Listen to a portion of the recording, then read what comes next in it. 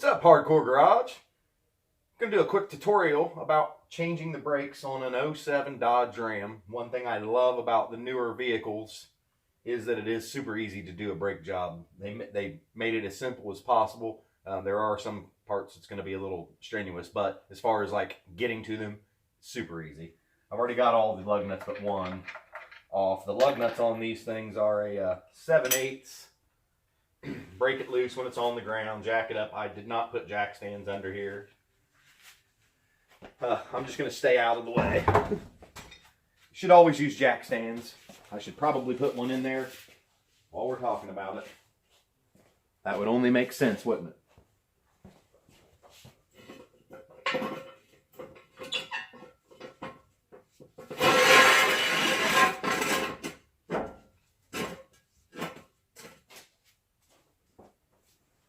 Okay, back to business. We are going to use a 1/2 inch to get these off here.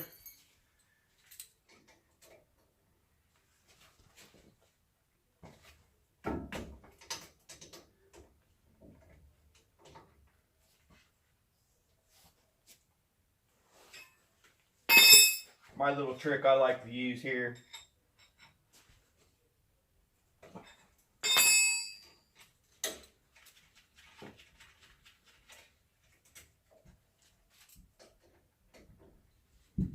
I just slip a wrench over the end of it and I use it for leverage. Kind of makes the whole way you turn the thing a little different.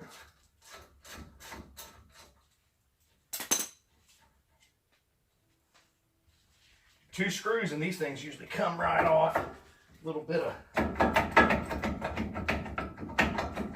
working it, and if it doesn't, kids, promise it won't be this hard to get back on. Once I expand it out. There we go. Man. Woo! Yank out the old ones. This not so bad. The insides are wearing faster than the outside. These are slotted and grooved. Look pretty good. All right. All right, I'm going to put the little tabs on these things. They just slip right on.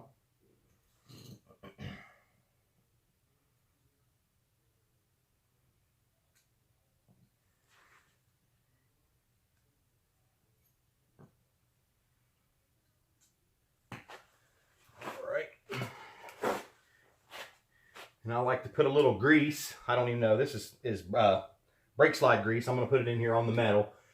The camera's probably not showing right now. It's not a bad idea to use as much of this as you want. Keep your brakes from getting all squeaky. And the brakes just slide right in here. I say that.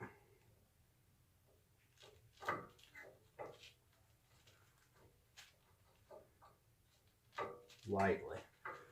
Because it doesn't always work as easy as you think it should.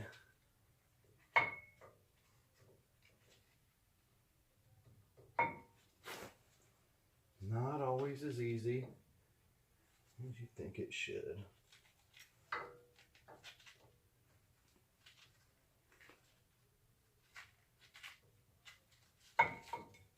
They will go in. They'll stay like that. Then we're going to take the brake. I hope you guys can still see this from where you're at.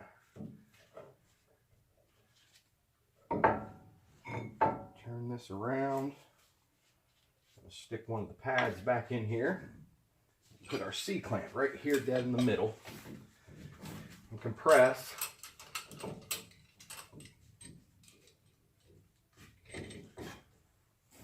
Your caliper.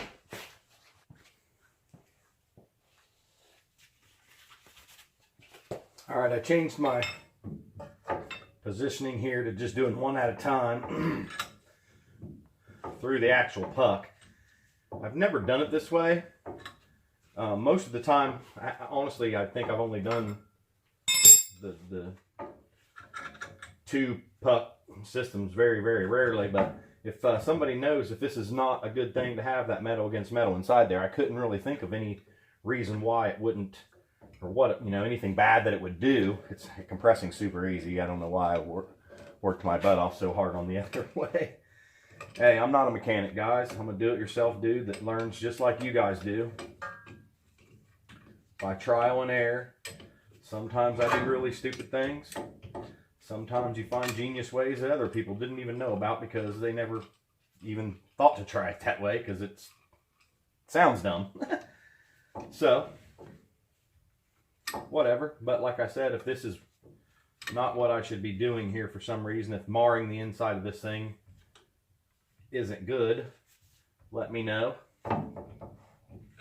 It seems to turn easy after I break it free. We can go back to trying it off the back side, I guess. I'm not giving up. You can believe that.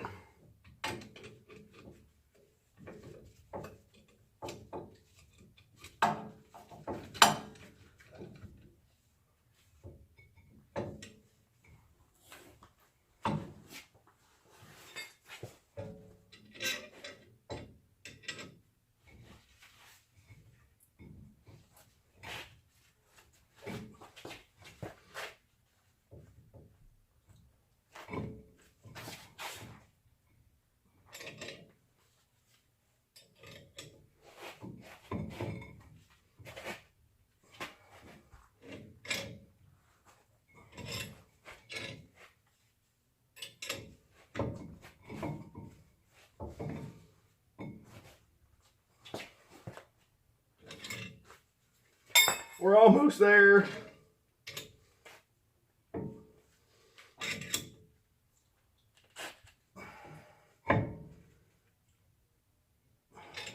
Very close, very close.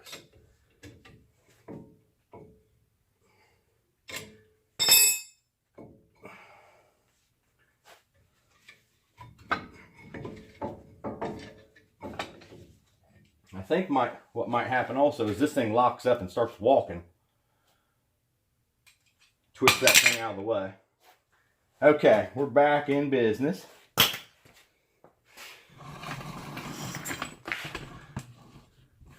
Go back over here. Now this should slide on fairly easy.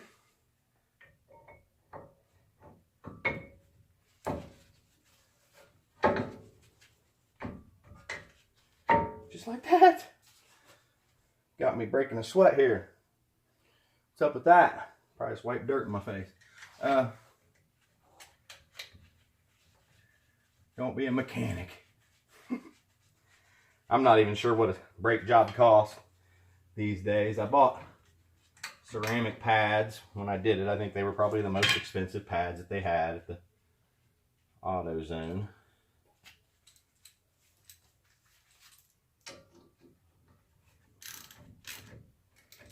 You always think if you spend the money, you might not have to do it again, at least for a while, right?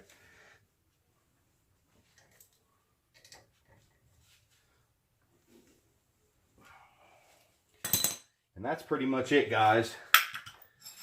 These pads didn't look too bad. You can see, well, I wouldn't say that. The front one looks not so bad. The back one has had very much, maybe a 1/16 of an inch left. I was getting a little bit of noise. It was the one on the other side. It wore pretty much all the way through today. We'll throw this wheel back on here. And hopefully y'all ain't afraid to try this at home. Like I said, I'm no mechanic. I'm just bullheaded and usually won't give up too easy. Occasionally you gotta walk away, take a breather. If you smoke cigarettes, smoke your cigarette.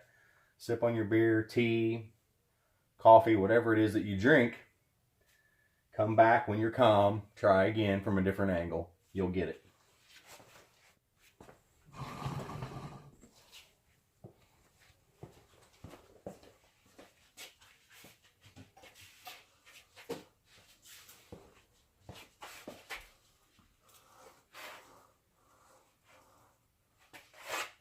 These are some big heavy ass wheels. I do not like lifting them.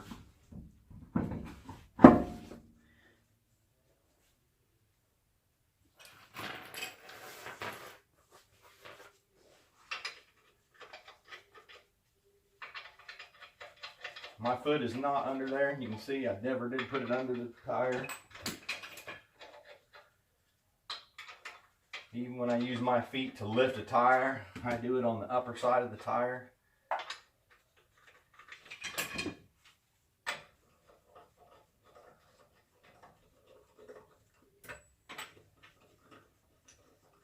It's always better to put your lug nuts on with a ratchet as opposed to an air impact. I don't torque spec things like I should, but I know I'm not over tightening them. Doing it by hand at least. My trusty breaker bar here. It's one of the most amazing tools that I made on accident. Jammed this bar on here one day to get me a little leverage, and it won't come off. So now it's the official breaker bar.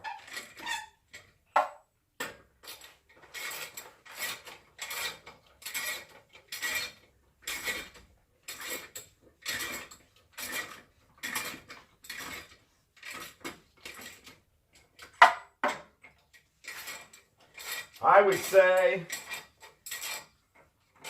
most people should be able to get this done inside of 2 hours. If you're a little more experienced, an hour.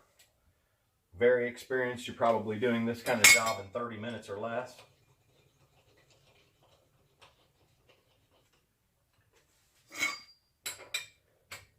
And you're going to save yourself, I would say, a couple $100. Now, whether or not you think that's worth it, totally up to you. I would rather spend this $200 on my S10. That's why I do it. And if you guys know my spending habits on my S10, you probably say, yeah, but your dumbass will buy a door panel for $400. Well, that's why I got the extra money. Because I do stuff like this.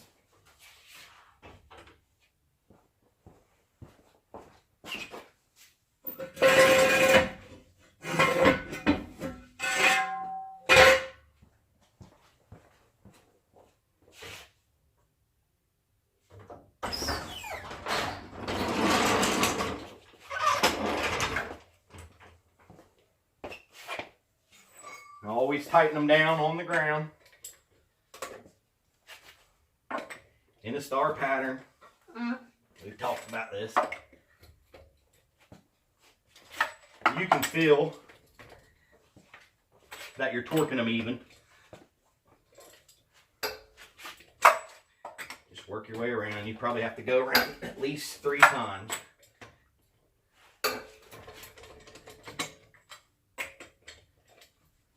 This has those stupid chrome lug nut covers, and they suck. Whoever the designer was on that, you suck. Yep, like that right there just happened.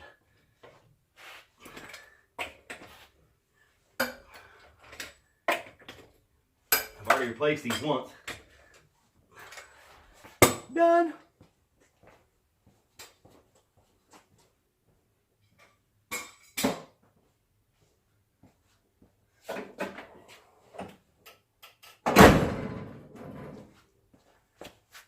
Well, overall, the main struggle was trying to compress the pucks together. Doing them one at a time definitely seems like the easier way to go. I probably honestly had about an hour in doing both sides, and I have only done that once before on that truck. So don't be afraid to try it. You'll save yourself some money. You'll be able to spend your money the way that you want it on your custom trucks or whatever. Or maybe you'll just do that on an S10. S10 is a little bit more, I don't know, not difficult. You take it completely apart. It's not a two-piece calipers is basically the difference. So anyway, don't be afraid to try stuff at home. You know, you can always ask people on here or Google if you need directions. YouTube is a great place also. Get it done. You won't regret doing something on your own. Keep on trucking, guys.